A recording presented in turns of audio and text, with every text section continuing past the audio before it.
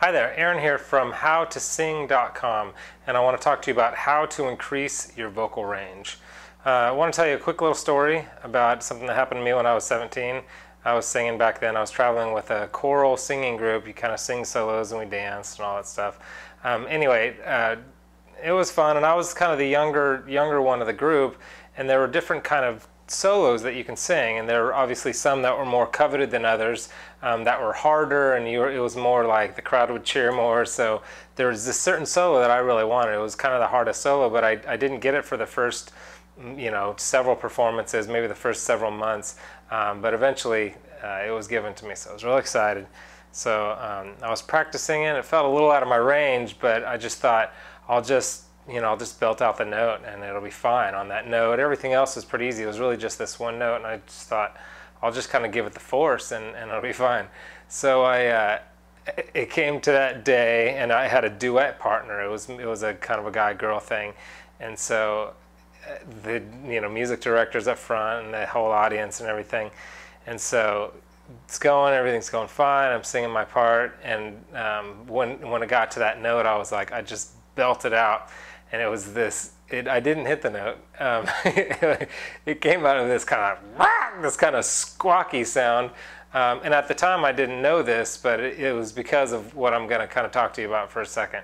It wasn't my finest hour. I learned that you can't push, you can't force notes. It's not healthy for your voice, and you probably won't hit the note to begin with. So that's my first caution about expanding your range: is don't just belt it out or push or strain, all that stuff.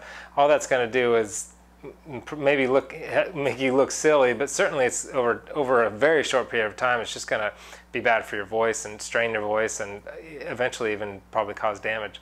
The deal with the voice, let me just say what happened in that particular instance. And when you push to try to get a note, your vocal cords, they zip up as you get higher and higher and higher and higher and higher in your range. What happens is your two vocal cords, they stretch and they elongate and they get thinner.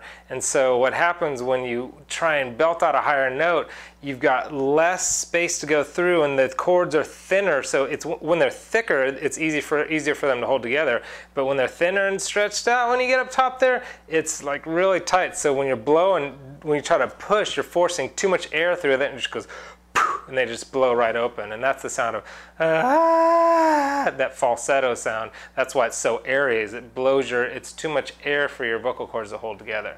So that's not what you want to do. Although falsetto, a lot of people use falsetto as kind of a stylistic device, and I think it could be really cool in the right context. But what you really want is you want those rich, heavy, nice big full tones up in the top of your range, and that's in your head voice. So the real way to sing high notes is to develop a mix.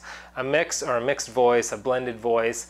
What that basically means is it's a voice, it's blending between your chest register. When you talk, you normally speak out of your chest voice. You can feel your chest resonate when you do that. And your head voice, your head voice is up there. So you want to blend.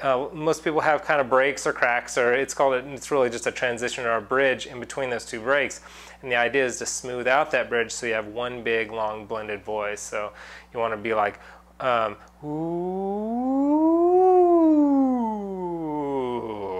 one big blend. You don't want it to be like, ooh, to break or crack right there. So how do you do that? I want to give you one exercise to do that. There are a lot of ways to do that, but just in this short video, I want to give you one exercise to begin helping you with your higher range, to extend your actual range itself. This will help with that, and it will also start smoothing out the breaks in between smooth out the break in between your chest and your head voice. I call it just the hootie slide, because it's like a hoo. It's like a kind of a under there, but it's a whoo sound. And the reason it's this sound is because that sound will help keep your larynx steady, rather than a lot of times your larynx will raise up when you're trying to sing high notes, and that's what that narrows the wind passage there. So that's why you get so much tension. It's hard to hit those higher notes. So this slide will be like ooh.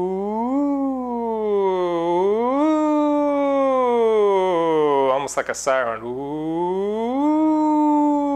woo. So just, that's something that you can do throughout the day. You can do for several minutes at a time, and what that will begin to do is it'll begin to expand your range and kind of smooth out those transitions.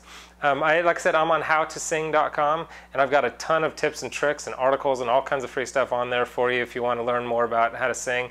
And in fact, I have up there right now a further explanation of how to sing high notes, and some really great tips, kind of tips that the pros use on there. So just for stopping by there, howtosing.com, you can click the link below to get there as well.